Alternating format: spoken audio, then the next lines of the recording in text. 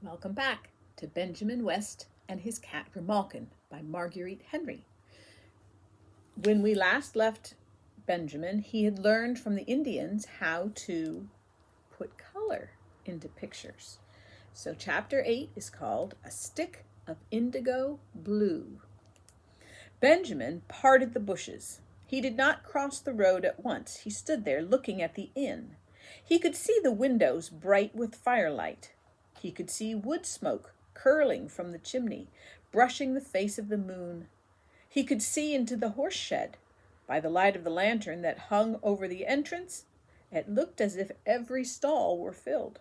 That meant the inn, too, would be crowded.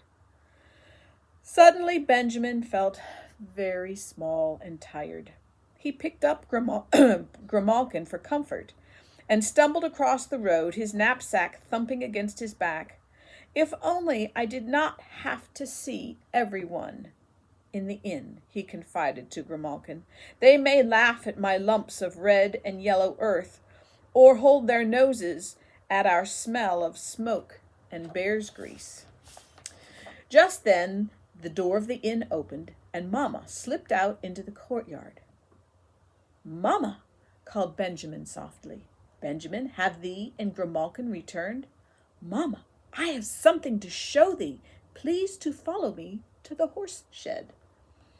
Benjamin was no longer tired.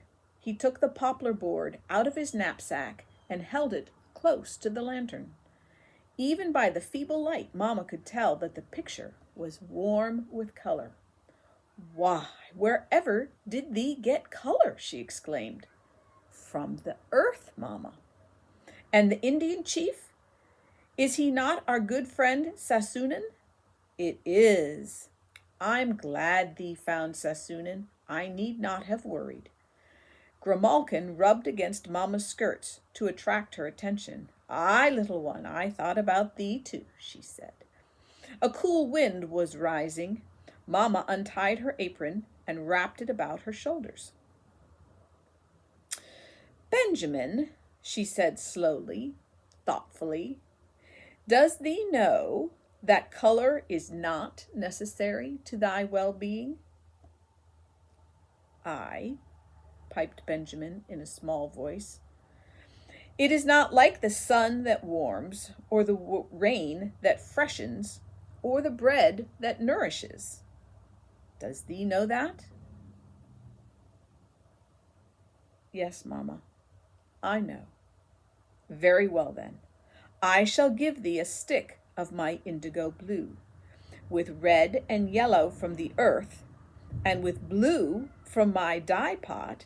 Thee can blend all the tints in the rainbow."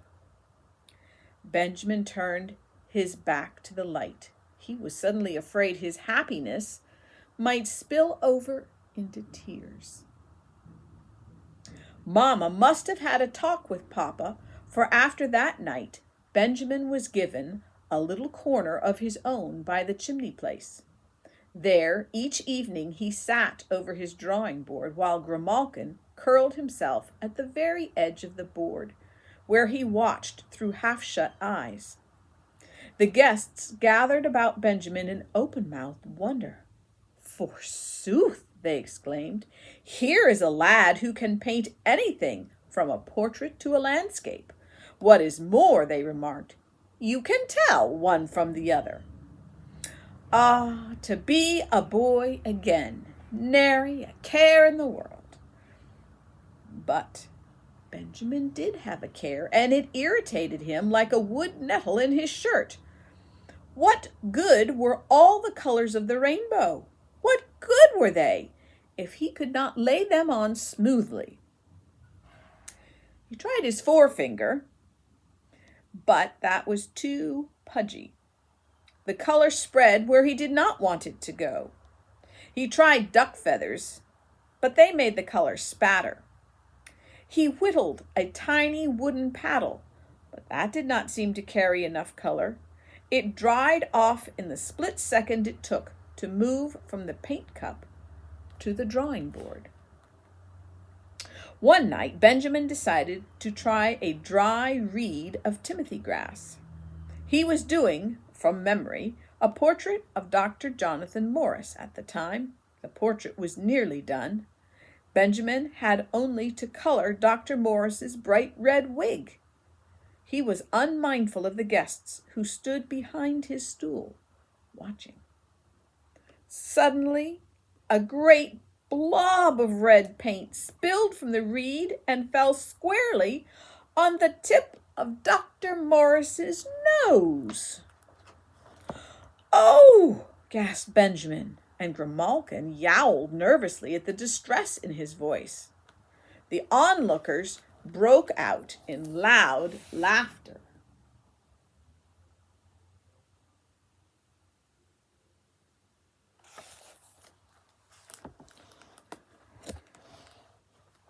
Benjamin whirled around in anger. He saw wagoners and a traveling tinker and scissors grinder holding their sides. Their heads were thrown back, their mouths wide open like cats on a fence. Only one among them did not laugh. It was Uncle Phineas Pennington from Philadelphia. He took out his pocket handkerchief and helped blot up the color. "Uncle Phineas," said Benjamin through tight lips, "thee is a great merchant in the city of Philadelphia. Thee must know real painters. How do they apply their color?" Uncle Phineas folded his pocket handkerchief. "I am told," he said, "that they use hair pencils. In no wise have I seen them myself, mind thee," he hastened to add. "I have only heard tell of them." "Hair pencils?" "Aye, hair pencils."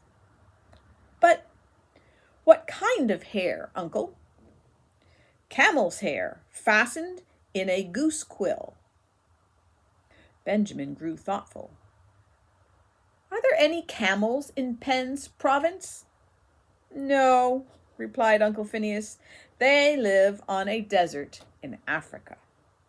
Sick at heart, Benjamin laid the portrait of Dr. Morris on the fire. He watched it burn to ashes and at last went upstairs. Grimalkin padded softly behind him. When Benjamin was ready for bed, Grimalkin put out the candle with his paw and burrowed under the covers. Benjamin's sleep was fitful.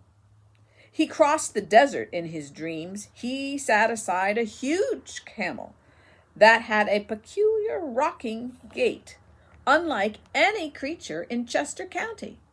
Even in his dreams he felt a kind of seasickness come over him. At last the camel knelt on his cushioned knees so that Benjamin could dismount.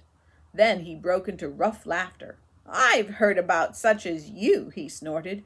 "You paint a man's portrait and then make a clown of him with a red nose. Fie on you!"